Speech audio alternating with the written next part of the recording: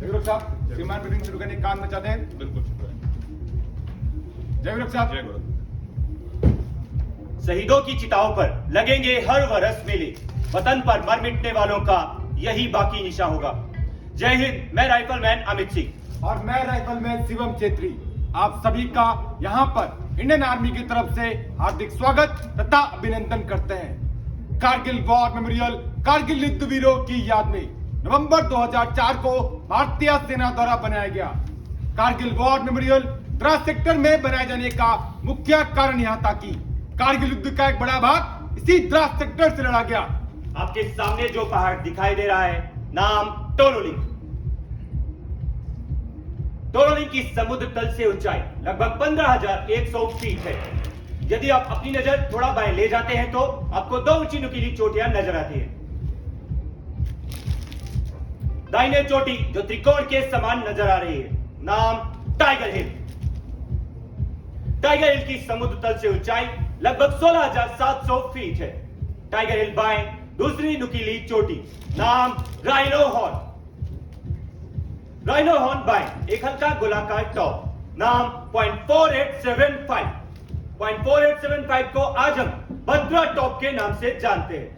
आपके सामने टोलोलिंग पहाड़ पर दुश्मन के करीब 100 सैनिक थे। यह उनके द्वारा की गई एक गहरी घुसपैठ थी। वहां से दुश्मन NH1 पर प्रभावशाली फायर डाल रहा था, जिसके कारण NH1 पर आवागमन अत्यंत कठिन हो गया था। 22 मई 1999 टोलोलिंग को कब्जा करने की जिम्मेवारी 18 ग्रेनेडियर, 2 राजपुताना राइफल व 18 गढ़वाल राइफल को दी गई। 13 जून 1999 2 राजपुताना राइफल्स के मेजर विवेक गुप्ता ने अपना सर्वोच्च बलिदान देते हुए टोलोलिंग टॉप पर फिर से तिरंगा लहराया। टोलोलिंग की जीत से उत्साहित हमारी सेना का अगला लक्ष्य टाइगर हिल था। टाइगर हिल को कब्जा करने की जिम्मेवारी 18 ग्रेनेडियर्स व 8 सिख को दी गई। 2 जुलाई की रात दोनों ही बटालियन ने भिन्न भिन्न दिशाओं से हमला शुरू किया। लक्ष्य कठिन था पर असंभव नहीं।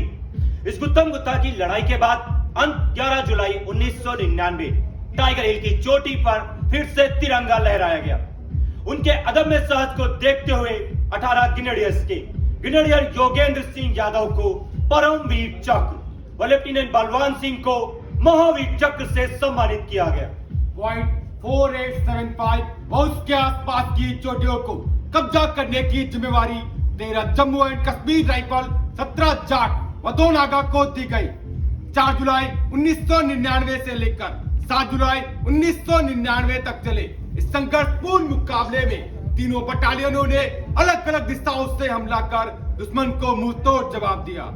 साथ ही तीनों चोटियों पर पुनः अपना कब्जा स्थापित किया। इस ऑपरेशन में 13 जम्मू एंड कश्मीर राइफल के कैप्टन विक्रम बत्रा ने साहस का नया अध्याय लिखते हुए अपने प्राणों को देश के नाम न्यौछावर कर दिया। उन्हें मरणोपरांत परमवीर चक्र से सम्मानित किया गया।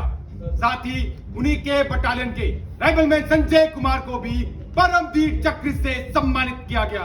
ऑपरेशन विजय में द्रास सेक्टर के अलावा कारगिल, बटालियन व सब सेक्टर हनीफ में भी भारत के वीर सपूतों ने कई शौर्य की गाथाएं लिखी। बटालियन सेक्टर के खालवर हिल्स को कब्जा करने की जिम्मेवारी 1st बटालियन 11 गोरखा राइफल्स को दी गई। कैप्टन मनोज कुमार पांडे ने इस लड़ाई में अद्भुत नेतृत्व व वीरता का उदाहरण दिया। उन्हें मरणोपरांत परमवीर चक्र से सम्मानित किया गया। ऑपरेशन विजय में लद्दाख स्काउट्स के वीर जवानों का भी अत्यंत महत्वपूर्ण योगदान रहा है। मेजर सोनम वांगचुक व उनके बहादुर जवानों ने अपने जोश व साहस को कायम रखते हुए चोरबट्टा सेक्टर से दुश्मन को मार भगाया। मेजर सोनम वांगचुक को उनके दम्य साहस के लिए महावीर चक्र से सम्मानित किया गया। तुर्तुक सब सेक्टर में कारगिल युद्ध की कुछ सबसे ऊंची चोटियों पर लड़ाई लड़ी गई। इस सेक्टर में दुश्मनों ने 0.5590, 5220 व 5770 जैसे फीचर्स में घुसपैठ कर लिया था। इस सेक्टर में भारतीय सेना की 11 राजपुताना राइफल्स, 9 महार, 13 कुमाऊं व 27 राजपूत बटालियनों ने अपने अद्भुत पराक्रम को दिखाते हुए दुश्मन को निस्तो नाबूद कर दिया। तुर्तुक सब सेक्टर को आज 11 राजपुताना राइफल्स के कैप्टन हनीफुद्दीन के नाम से सब सेक्टर हनीफ कहा जाता है। कारगिल की लड़ाई में भारतीय वायुसेना और भारतीय नौसेना ने भी अत्यंत महत्वपूर्ण भूमिका निभाई। हमारी वायुसेना ने ऑपरेशन सफेद सागर को प्रारंभ करते हुए दुश्मन के ठिकानों पर भारी बमबारी की। इस ऑपरेशन में स्क्वाड्रन लीडर अजय आहूजा को मरणोपरांत वीर चक्र से सम्मानित किया गया। ऑपरेशन विजय में ऑपरेशन तलवार को प्रारंभ करते हुए नौसेना ने अरब महासागर में कराची बंदरगाह की घेराबंदी की। इस पूरे कारगिल युद्ध में भारतीय सेनाओं के कुल 559 जवान वीरगति को प्राप्त हुए तथा 1536 जवान घायल हुए। कारगिल वॉर मेमोरियल उन्हीं वीरों का एक स्मारक है जिन्होंने अपना आज हमारे कल के लिए कुर्बान कर दिया। उन वीरों के बलिदान को हम किसी भी शब्द में बयान नहीं कर सकते। हम उन्हें सलाम करते हैं, ये देश उन्हें सलाम करता है। अंत में मैं आप सभी से यही गुजारिश करता हूँ कि आओ झुक कर करें सलाम उन्हें जिनके मुकद्दर में यह मुकाम आता है। बड़े ही खुशनसीब होते हैं लोग जिनका लहू वतन के काम आता है। जय हिंद। जय हिंद।